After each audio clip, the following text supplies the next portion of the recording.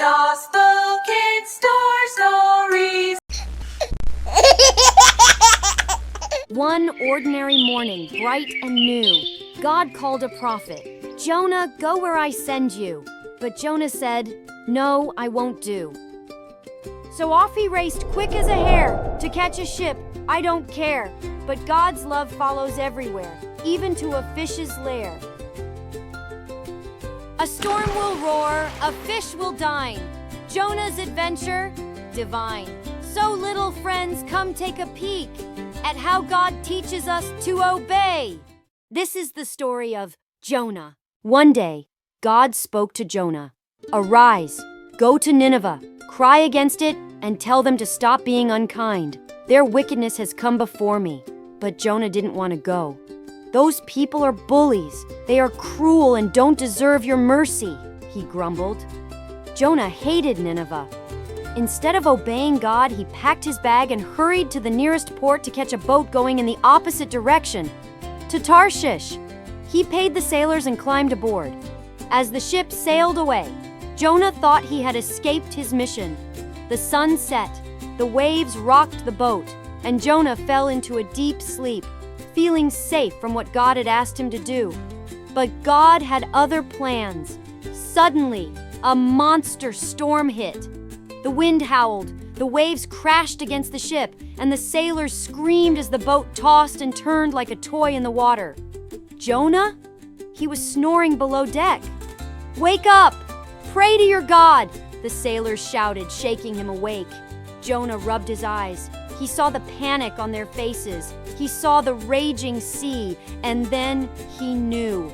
"This is my fault," Jonah admitted. "I disobeyed God. If you throw me overboard, the storm will stop."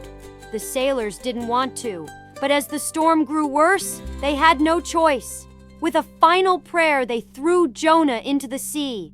Immediately, the storm calmed.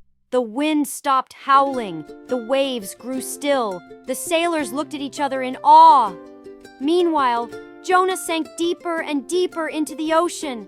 But before he could even try to swim, a big fish, sent by God, came closer and swallowed him whole. Darkness, silence. Jonah was trapped in the belly of the fish. The smell? Awful. The walls? Slimy. The feeling? Terrifying. Jonah stayed in the fish's tummy for 3 whole days. With nothing else to do, Jonah prayed, "God, I'm sorry. I was wrong to run away. I will obey you now. Please, save me." God heard Jonah's prayer. The fish swam to the shore, and with a mighty heave, the fish spit Jonah right onto dry land. This time, Jonah obeyed. He wiped off the seaweed, took a deep breath, and hurried to Nineveh. He walked through the giant city, shouting, "In 40 days, Nineveh will be destroyed. Stop being mean. Turn from your wicked ways and follow God." The people listened. The children shared their toys. The merchants dealt fairly. The strong helped the weak. And when the message reached the king, he arose from his throne, took off his royal robe, and humbled himself before God. "We have done wrong," he said. "Let us fast and pray, from the greatest to the least, so that God may have mercy on us." And God, who is full of love, saw their changed hearts. He forgave them.